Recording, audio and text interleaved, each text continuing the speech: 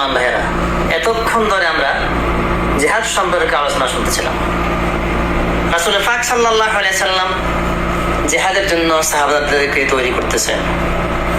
লড়াই হবে মুতারা প্রান্তরে, 1 লক্ষ রোমান সৈন্য আসবে, আর রাসূল পাক সাল্লাল্লাহু আলাইহি সাল্লাম মাত্র 3000 সৈন্য রিক্রুট করতেছেন, তৈরি করতেছেন। রাসূল পাক সাল্লাল্লাহু আলাইহি সাল্লাম বললেন, ওগো সাহাবীরা, এই জিহাদের ময়দানে আমি যাব না। এই জিহাদের ময়দানে প্রধান সেনাপতি হবে আমার পালক পুত্র যায়েদ। কোথায় যায়েদ দাঁড়িয়ে গেল?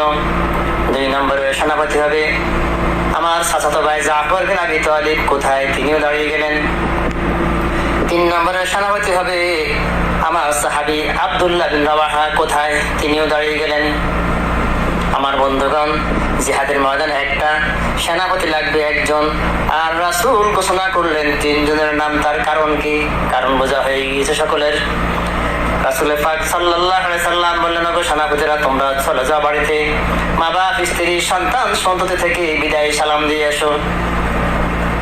হযরতে যায়েদ দাঁড়িয়ে গেলেন। ইয়া রাসূলুল্লাহ, যায়েদ বললেন, ইয়া রাসূলুল্লাহ, আপনি আর আব্বা যান, আপনি হুকুম করেছেন, আর আমার মা হযরতে আয়েশা এই তো ঘরে বসেই শুনতেছেন, আমার তো আর যাওয়ার দরকার নাই, কারো কাছে বলার প্রয়োজন নাই, আমি যাবো কার কাছে?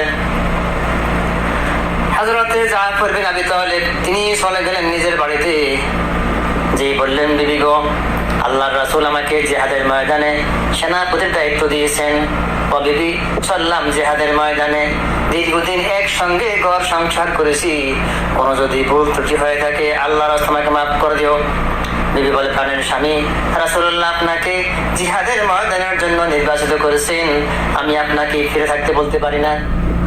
স্ত্রী দুহাত তুলে আল্লাহর দরবারে দোয়া করেন, রব্বুল আলামিন, আমার প্রাণের স্বামী জাফরকে জিহাদের ময়দান থেকে গাজী বানাইয়া আমার ঘরের মধ্যে ফিরাইয়া দিও।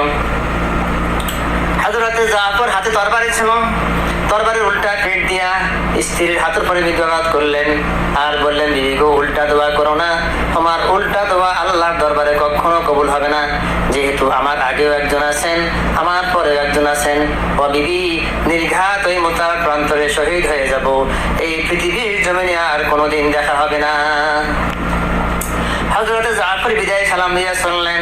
হযরতে জাফরের স্ত্রী জবাই করা প্রাণীর মতো ছটফট করতেছে, কাঁদতেছে, আর পিছনে পিছনে ছোট ছোট ছেলে মেয়েগুলি আব্বা আব্বা বলে চিৎকার করে দৌড়াতেছে। হযরতে জাফর একবারও পিছনে ফিরে তাকালেন না, কারা কান্দে কারা দৌড়ায়। আমার বন্ধুগণ, হযরত আব্দুল্লাহ বিন রাওয়াহা তিনিও চলে গেলেন তার বাড়িতে। ওই দিন ছিল আব্দুল্লাহর বাসর সজ্জা, ফুল সজ্জা রাত ছিল, নতুন বিবাহ করেছেন। বাড়িতে যেয়ে শোনেন বিবি কোরআনে কারীম তেলাওয়াত করতেছেন। আব্দুল্লাহ রুমের বাহিরে দাঁড়িয়ে বললেন, বিবি গো, আমি তোমার স্বামী আব্দুল্লাহ এসেছি, একটু খানিক সময়ের জন্য কোরআন তেলাওয়াত বন্ধ করে আমার সালাম নাও। ও বিবি, রাসূলুল্লাহ আমাকে জিহাদের ময়দানের জন্য নির্বাচিত করেছেন, নতুন বিবাহ হয়েছে, কোনো হক তোমার আদায় করতে পারে নাই, আল্লাহ আমাকে মাফ করে দিও। বিবি বলে, প্রাণের স্বামী, আপনি ঘরের ভিতরে আসেন। স্বামী বলছে, স্ত্রী ঘরের ভিতরে যাব না। বিবি বলছে, প্রাণের স্বামী, নতুন বিবাহ হয়েছে, একটু নজর বিনিময় হলো না, আর আপনি জানেন আমি হলাম এই ময়দানের একজন সুন্দরী রমণী, আমিও জানি আপনি হলেন এই ময়দানের একজন সুন্দর সুঠাম পুরুষ, সুপুরুষ, একটু নজর বিনিময় হলো না, সুতরাং ঘরের ভিতরে আসেন। আব্দুল্লাহ বলছেন, ওগো স্ত্রী, ঘরের মধ্যে যাব না, ঘরের ভিতরে গেলে পরে তোমাকে দেখলে তোমার প্রতি আমার প্রেম জাগবে, ভালোবাসা জন্মাবে, আমি ঘরের মধ্যে প্রবেশ করতে চাই না।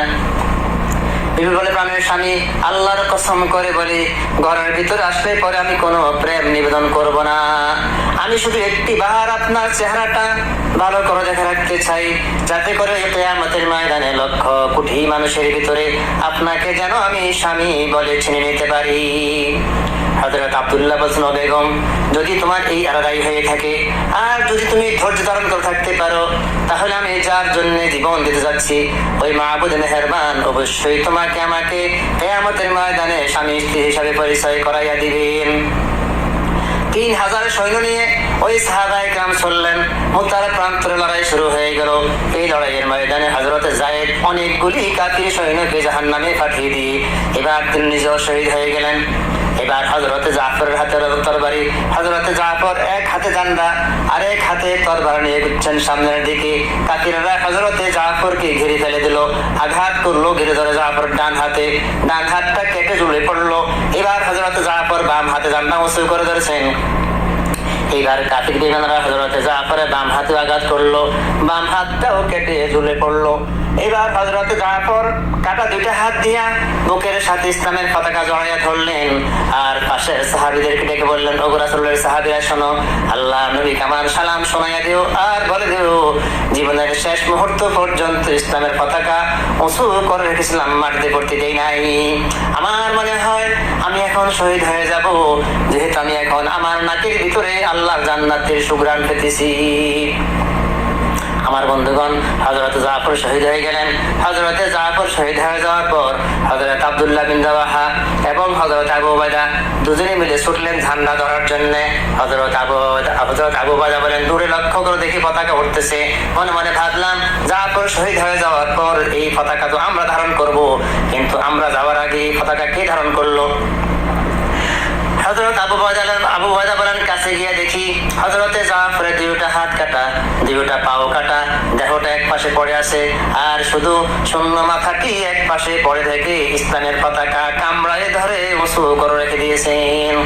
হযরত আবু উবাইদা বলেন, আমি হযরতে জাফরের হাত পা মাথা একত্র করলাম, তার সমস্ত শরীর রসুল খেলাম, তাকে জানাজা করে কবরের মধ্যে রাখা হলো। রাতের বেলায় ঘুমের মধ্যে স্বপ্নে দেখি হযরতে জাফর আল্লাহর জান্নাতের ভিতরে ফেরেশতাদের সঙ্গে উড়ে বেড়াতেছেন। স্বপ্নের মধ্যে জিজ্ঞাসা করলাম, ওগো জাফর, আল্লাহ রাব্বুল আলামিন তোমার সাথে কেমন ব্যবহার করেছেন? হযরতে জাফর বলছেন, ও আবু উবাইদা, আল্লাহ পাক আমাকে বলেছেন, জাফর রে, আমি তোমার শাহাদাতে খুশি হয়েছি, তুমি আমার কাছে আর কি চাও? আমি বলেছি, রাব্বুল আলামিন জান্নাতের ভিতরে সব নাজ নিয়ামত তোমার আমি পেয়েছি, আমাকে আরেকবার দুনিয়ায় পাঠায় দাও। আরেকবার যদি দুনিয়া যেতে পারি তাহলে ওই কাফির বেঈমানদের বিরুদ্ধে লড়াই করে আমার মূল্যবান জীবনটা দিয়ে আরেকবার শহীদ হয়ে আসি। আমার বন্ধুগণ, এই জন্য আল্লাহ রাসূল বলেছেন, আমার ইচ্ছে হয় জিহাদ করে শহীদ হই, আবার যদি চিন্তা হতে পারি আবার জিহাদ করে শহীদ হই। যেহেতু শাহাদাতের মওতের সাথে শ্রেষ্ঠ মওত আল্লাহ আকাশের নিচে জমিনের উপর আর হতে পারে না। সুতরাং সেই লক্ষ্যে রাসূল কারীম সাল্লাল্লাহু আলাইহি সাল্লামের প্রতি ঈমান আনার অর্থই হলো রাসূল যাই করেন তাই করা। রাসূল কেন আসছেন পৃথিবীর জমিনে? হুয়াল্লাযী আরসালা রাসূলাহু বিল হুদা ওয়া দীনিল হক লিইয়ুযহিরাহু আলাদ দীনি কুল্লিহি ওয়া কাফা বিল্লাহি শাহীদা। আল্লাহ রাব্বুল আলামিন বলেন, আমি আমার রাসূলকে দ্বীন হক সত্যের বিধান সহকারে জমিনে পাঠিয়েছি। তার দায়িত্ব হলো মানুষের তৈরি করা সমস্ত মতবাদগুলোর উপরে আমার দ্বীনকে তিনি বিজয় করে দিবেন, এই দায়িত্ব হলো তার।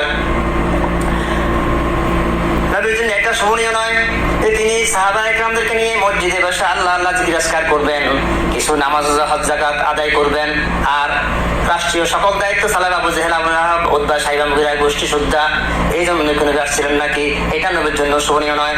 বরং ওই আবু জেহেল, আবু লাহাব, উতবা, সাইবার মতো অযোগ্য লোকদের হাত থেকে ক্ষমতা কেড়ে নিয়ে আবু বকর, ওমর, ওসমান, আলী রাদিয়াল্লাহু তাআলা আলাইহিম আজমাইন এই ধরনের যোগ্য লোকদের হাতে ক্ষমতা দিয়ে দুনিয়া থেকে বিদায় হওয়াই ছিল নবীজির দায়িত্ব। আর সেই দায়িত্ব রাসূল কারীম সাল্লাল্লাহু আলাইহি সাল্লাম পরিপূর্ণরূপে পালন করেছেন। অনুরূপ ভাবে কোন মুসলমানের জন্য শোভনীয় নয় মুসলমানেরা খানকায় বসে, মসজিদে বসে আল্লাহ আল্লাহ জিকির করবে, তাসবিহ আদায় করবে, আর সমাজের সকল নেতৃত্ব কর্তৃত্ব, রাষ্ট্রীয় সকল নেতৃত্ব কর্তৃত্ব ইসলামের বিরুদ্ধে শক্তি দেবে, এটি মুসলমানের জন্য শোভনীয় নয়। সুতরাং আল্লাহর জমিনে আল্লাহর দ্বীন বাস্তবায়ন করার জন্য সর্বাত্মক প্রচেষ্টা চালাতে হবে।